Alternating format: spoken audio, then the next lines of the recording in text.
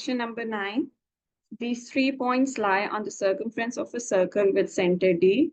Show that the angle ABC is 90 degrees. Okay.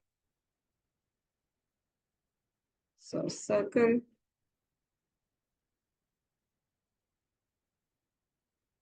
Okay. So now there are 3 points here, A, B, and C. So let's say this is A, minus 2, 3.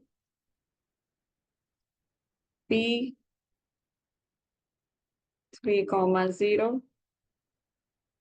And roughly C here would be 6, 5. And you have to show that the angle between them is 90 degrees. So we know what to do. Find both the gradients and show that their product would be equals to -1.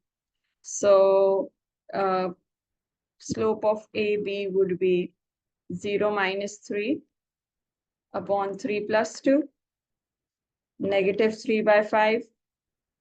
Slope of BC would be 5 minus 0 upon 6 minus 3. So 5 over 3. So negative 3 by 5 times 5 by 3 equals 1. Hence, 90-degree angle between them. So part A is done. Okay. Hence, meaning using this result of 90 degree, state the coordinates of D, and D is the center of the circle. So this is very important that we go back to O levels and apply this property here, that if there's a 90-degree angle here made from 2 points on the circumference, then this is always the diameter. And the center would be the midpoint of the 2 extreme points on the diameter. So this should be the diameter, and this should be the center D, which is going to be the midpoint of A and C. So for part B, just find midpoint. 6 minus 2 would be 4, divided by 2 would be 2. So 2, 5 plus 3, 8, divided by 2, 4. So that point comes out to be 2, 4. Okay. Part C, find the equation of the circle. Now, since we have the center, we just need the radius, and then we'll be able to form the circle equation. So for the radius, I'm going to use the distance between DC. You can also use the distance between DA or the distance between DB, or even find the distance AC and then half it. So I'm finding distance between DC. It's going to be y2 minus y1 whole square plus x2 minus x1 whole square. So 16 plus 1 square root of 17 is the radius, and the center is 2, 4. So the equation is going to be x, change the sign of 2, minus 2 whole square, plus y, change the sign of 4, so negative 4 whole square, equals to radius squared. So that's going to be 17. Okay. The point E lies on the circumference of the circle such that BE is the diameter. So if BE is the diameter, then E must be somewhere over here. This would be E. And we can find its coordinates through either movement or by using the midpoint formula. I am going to use movement. So it's 3, 0 becomes 2, 4.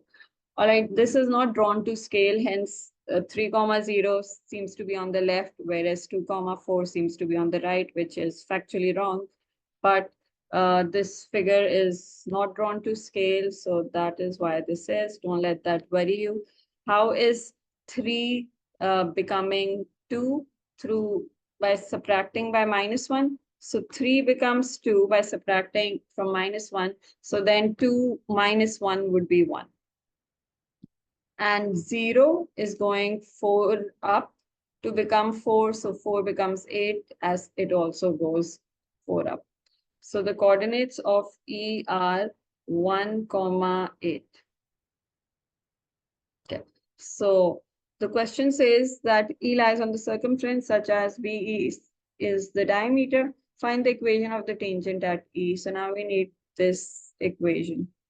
So if that's the tangent, this is a 90-degree angle. Let's find the gradient of this line by first finding gradient of this line and taking its negative reciprocal. And then we'll be able to find equation of the tangent. Okay, so for the green line, I'm going to find the gradient of DE.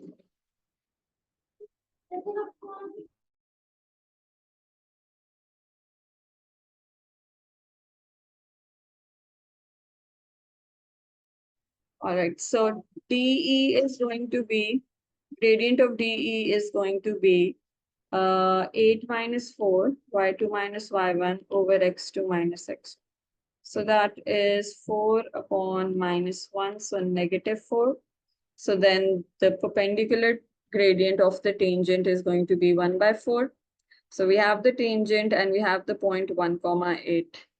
I'm going to use the point slope form to find the equation because the question is not bounding us to show the answer in the form of y is equals to mx plus c. So this one saves time. You do not require to find the value of c if you're using this form of a straight line equation. So y minus the y we have is 8 is equals to slope, which is 1 by 4, and x minus 1. You could also use y is equals to mx plus c. Both would be correct.